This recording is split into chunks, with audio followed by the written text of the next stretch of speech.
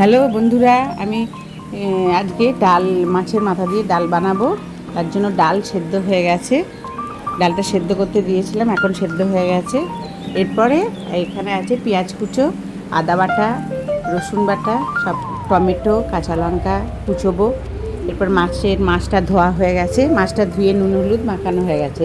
কড়াইতে তেল দিলাম, মাছের মাথা কড়াইতে তেল দিলাম। তারপরে আমি একটা একটা করে মাথাটা ভেজে নেব, মাছের মাথাটা ভেজে নেব, ভালো করে ফ্রাই করে নেব। তারপর মাছের মাথাটা ভাজতে দিলাম তেল দিয়ে। এবার অনেকক্ষণ ধরেই ভাজবো, কারণ অল্প ভাজলে তো হবে না, কম সিমে ভাজবো যাতে ভালো করে ফ্রাই হয়। এরপর আদা বাটা করলাম। এরপর মাছটা ভেজে নিচ্ছি ভালো করে, এপিট ওপিট করে ভেজে নিলাম, ভালো করে ফ্রাই করে।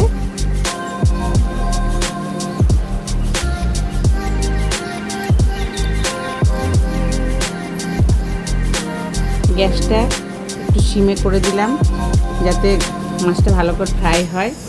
সিমে করে দিয়ে এখন ভাজতে থাকছি। যতক্ষণ না লালচে হচ্ছে মাছের মাথাটা, ততক্ষণ আমি এখন নাড়তে থাকবো।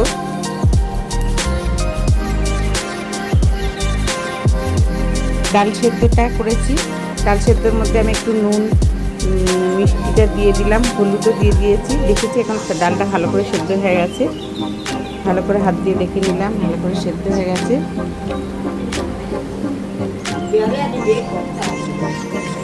ভালো করে মাছের মাথাটাকে দিয়ে এরপর পুরো খুঁটি দিয়ে তাকে মাছের মাথা ভালো করে সেদ্ধ হয়ে গেছে। নুনও দিয়েছি, হলুদও দিয়েছি, ভালো করে নেড়ে নিলাম। স্বাদ মতো নুন মিষ্টি সব কিছু দিতে থাকলাম। এবার ভালো করে নেড়ে টেড়ে এবার যে মাছের মাথাটা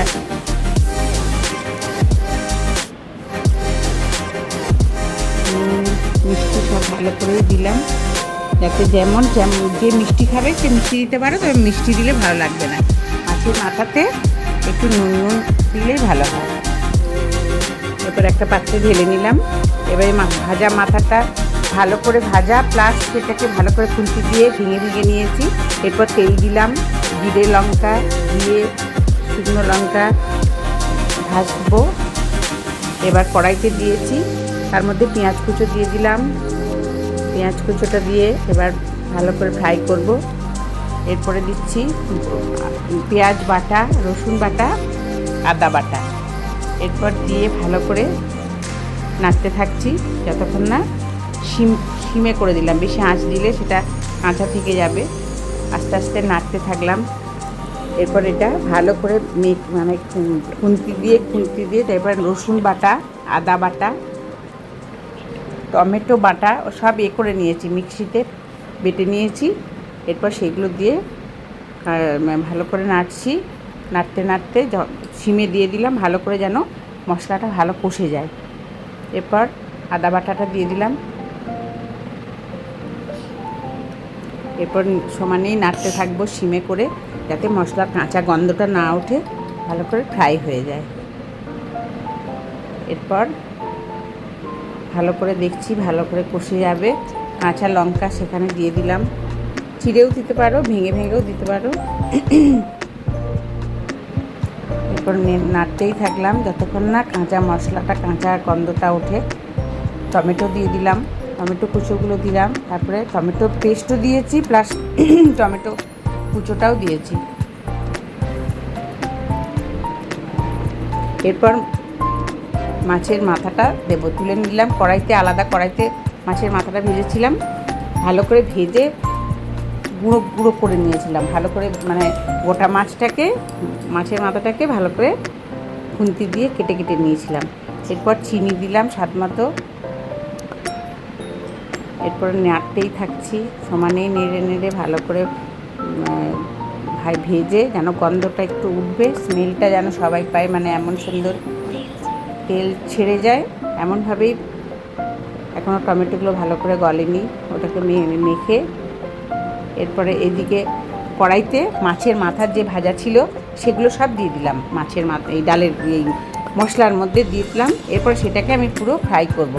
এরপর লঙ্কার গুঁড়ো দিলাম, খুব ভালো করে কষবো যতক্ষণ একটা স্মেল ভালো গন্ধ বেরোয়। এরপর নুন দিলাম, ওর মধ্যে চিনি তো দিলামই।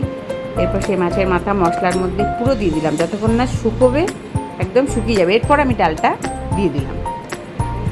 দিয়ে দিলাম। এরপর নাড়তে থেকে এদিক ওদিক করে ভালো করে মেশাতে থাকলাম খুন্তি দিয়ে। এবার সমানেই নাড়তে থাকবো যাতে পুরো মশলাটা ডালের মধ্যে মিশে যায়। এটা হচ্ছে মুগ ডাল দিয়ে করলাম।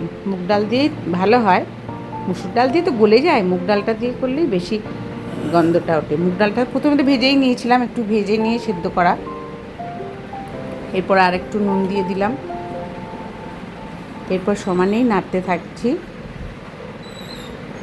এরপর একটু জল দিয়ে দিলাম। তারপর নেড়ে একটা স্বাদ মতো নুন মিষ্টি যে যেমন, এটা একটু নুন খেতেই ভালো লাগে ভাতের সঙ্গে, কিন্তু এরপর আমি একটা ঢাকা দিয়ে দিলাম।